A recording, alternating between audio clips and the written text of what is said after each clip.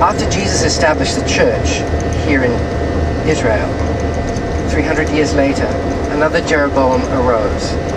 A Jeroboam that knew that if he didn't break the tradition of the Jewish faith from his church, he would never have the church's full focus. And so Constantine established himself as the head of the church and purposefully began to create another altar, another way of worship, another set of priests, another set of holy days that would distract us, and it has distracted us very successfully from the feasts of the Lord.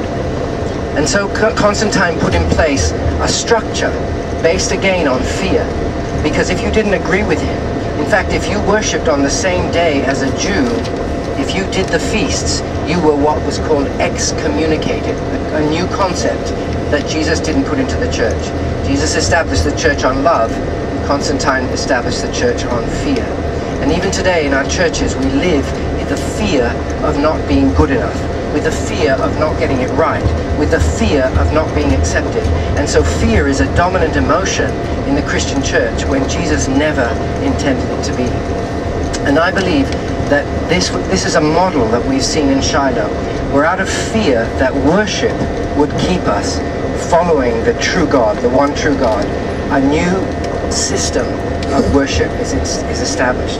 And most of us today live within the Constantinian model of Christianity, with its sacred days and its sacred people and its sacred times and places.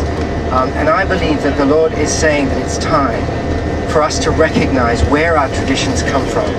We need to understand why we do what we do week by week and year by year, and understand the root that came from was actually an anti-Semitic root, a root designed to separate us, not only from the living God, but from our Jewish brothers and sisters. And I believe we're living in that time.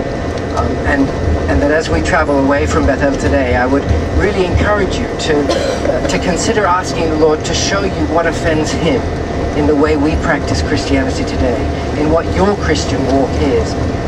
I did it, other people have done it, and it's horrifying what you begin to see. But that is the key. The Lord wants to take us to another dimension, and we need to step away from those things that have been built in, that we've become comfortable with, that we believe are godly, that in fact have a root in pagan or cultural aspects of another culture, not of God's plan for His people. And that's what I saw today is anti-Semitism, which we fight against. Those of us on the buses don't come under it, but we're actually soaking in an organization, in a structure that was following on Jeroboam's. And the Bible says that Jeroboam was the worst king that Israel ever had because of the blasphemy that he did.